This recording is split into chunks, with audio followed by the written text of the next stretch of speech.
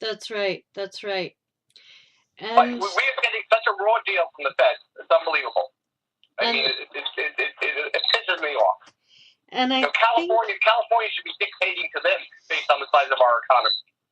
And I think that part of the reason for that is because those states that you're talking about, Bob, are part of what is known as the Bible Belt, a lot of them. Yeah, And positive. Utah, in fact, Salt Lake, Utah especially, is very it's known to be very suppressive to women. This is where the Kingston Klan originates from, is Salt Lake, Utah, and that is a clan of people whose men really suppress and oppress and brainwash their women, and they marry the young women off, very young women, to older cousins and uncles in order to keep them brainwashed and suppressed.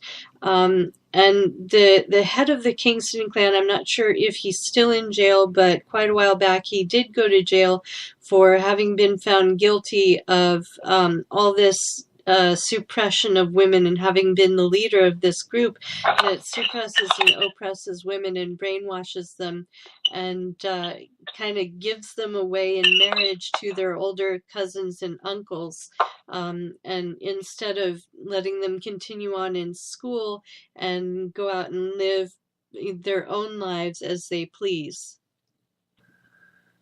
Yeah, I probably, this might be controversial, but I was raised Catholic, but I not really religious. When my father grew up in Ireland, the Catholic Church pretty much took over after the British left, and my father said the church was worse than the crown.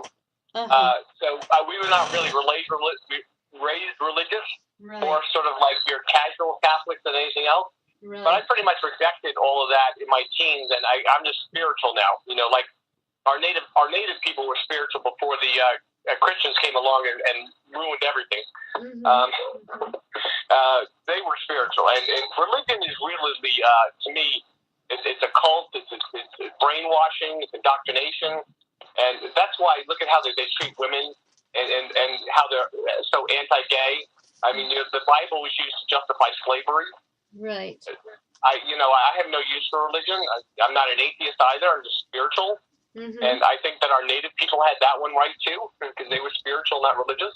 Right. And so they actually honored what they called I believe they called two-spirit people. They honored that kind of person that we call gay in our own society, or other horrible slanders and slurs. We don't honor our people. No, we don't. And they consider them left two spirits, and many of the tribes also recognize up to 5 different gender roles. There were native tribes that were marrying same-gender couples in America. And for some arbitrary reason, before Adam and Eve supposedly walked. When they say, well, we've never had same-sex marriage in America before. Actually, no, you're wrong.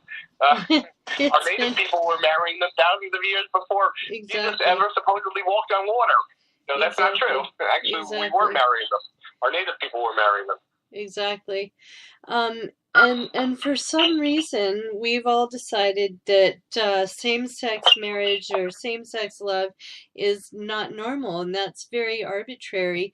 And who gets to decide that? Let's look at what God died and made you boss over us and judge, to tell us what's normal and what's not normal. Well, and from a spiritual perspective, we would say that, and this is what Native Americans believe too, is that the body is just a vehicle, and that we marry our soulmate, right? We marry for love, we marry our soulmate. So what difference does it make what vehicle they're driving? Right. Or that includes pigmentation. I mean, love is not between the legs or between pigmentation, it's between the heart and soul. Right. So, based on religion, they used to ban interracial marriage too. But the spiritual perspective to this is, well, why? If the body's just a vehicle, what difference does it matter what vehicle your soulmate drives? Right. So, we would say that marriage is not between a man and a man, a man and a woman and a woman. We would say it's between souls. Now, we're soulmates. I have a bone to pick. I have a bone to pick with the church. I mean with the exactly. But let me go here for just a minute. The church with the big C, people, has been filling your heads with gay marriage is wrong. It's a sin to be gay. At the same time, people in high places in the church, like cardinals, um, and other preachers and deacons of great influence in the church and of minor influence in the church even, have been doing terrible, terrible things to children of the church and in Catholic orphanages. They've been raping children, and this is coming to light that they've been doing this for decades and probably longer. And so why are you believing them when they're raping your children and then turning around and filling your head with, oh, you can't have gay marriage because that's a sin? Isn't it a sin to rape an underage child? What if it were your child? Would it then be a sin? Is it not a sin because it's some child you don't know in an orphanage? And you know, how would you feel if it were your own child or your own elderly parent being raped by someone in the church that you were raised to trust? It's indoctrinating, and you can't really reason with these people. Barry Goldwater, who's a conservative, and I didn't really like, but he said something like, you can't reason with these people because they're so convinced that they're right, they're so convinced that they're doing God's will, that you can't reason with them. And a lot of it is these Trump people are these evangelicals that you can't reason with them. You cannot reason with them. And it's because religion is brainwashing. Apparently it really not. is. Apparently so. And like I said, I rejected it in my teens, although I was never really raised religious to begin with, because my father had a very bad experience with the church in Ireland, so we weren't raised religious. We were cultural Catholics. I mean, it's part of the culture, so you kind of have to go through the different rituals, like Christmas and whatnot. You know, the only time we went to the church was when either someone got married or someone died for a wedding or a funeral, and that was about it. So we were never really devout Catholics at all, just really cultural Catholics, and only because it's so ingrained with the Irish and my mother's side is Italian actually, but both Irish and Italian is so ingrained with the culture, so you kind of participate in the rituals. But other than that, we were not religious at all. I was raised in a Jewish grade school. I went to a Jewish grade school for about 7 or 8 years. And what I loved and remember most about it was the singing, just music itself. It was great. It was beautiful. There were catchy tunes, and we had all sorts of music, and it wasn't just religious music. And that's what I took away with me. And you know, it doesn't have to become attached. Some of it became attached in my mind to the Jewish religion itself, because we sang it in the temple on Friday mornings, and yes, that was Jewish music. But then there was just a music class that, in my mind, did not become attached because it was just popular songs from the era. And I was born in the 70s, and I loved this stuff. So in the same way, people, that you can teach morals through religion, you can teach morals through music, you can teach morals through other stories that are not religious, you can teach your own morals. You're actually, I want to remind my listeners that they are smart enough and good enough, you know, to teach their own morals to their own children without having to lean on the church for guidance. You don't really need that. It's really just a crutch, and it's a bad crutch. It's you know, been proved now to be a bad crutch, because we have had recently big natural disaster where Joel Osteen, I think that's his name, he's the leader of a big televangelistic type church on TV.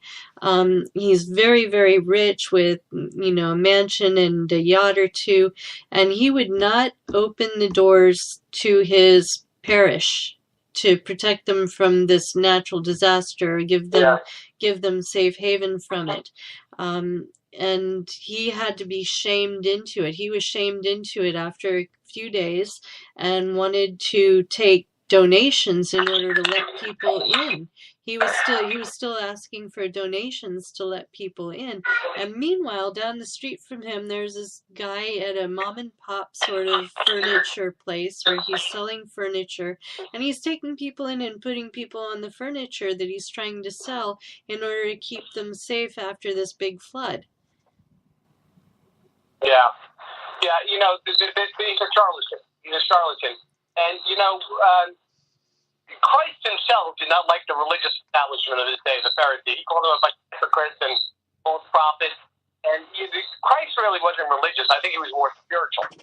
So I consider Christ to be a great spiritual teacher. Mm-hmm. And he didn't like the religious order of his day. And it was the Pharisee, the religious order of his day, that conspired with the Roman leaders to crucify him.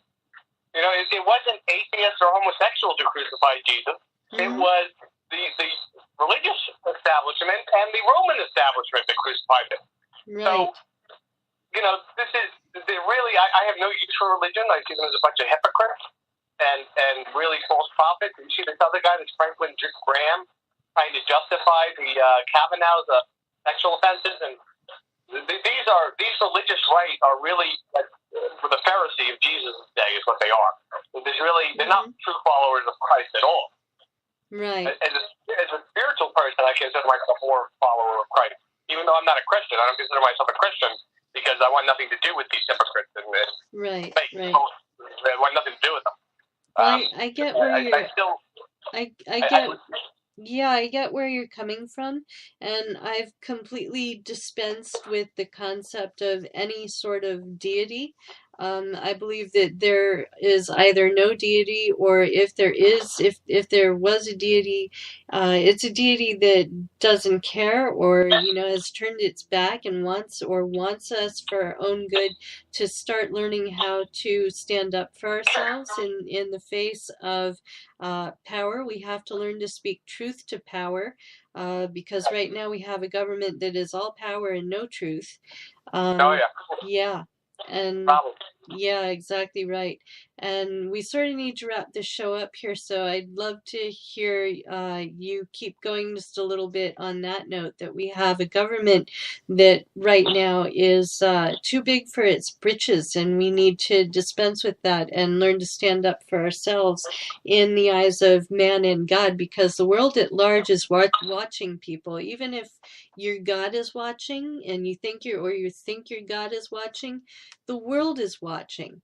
And what do you think they're seeing, Bob? What do you think is the take of the rest of the world on what's going on, what we're allowing to happen, what we're accepting, what we seem to accept here in America from our federal government?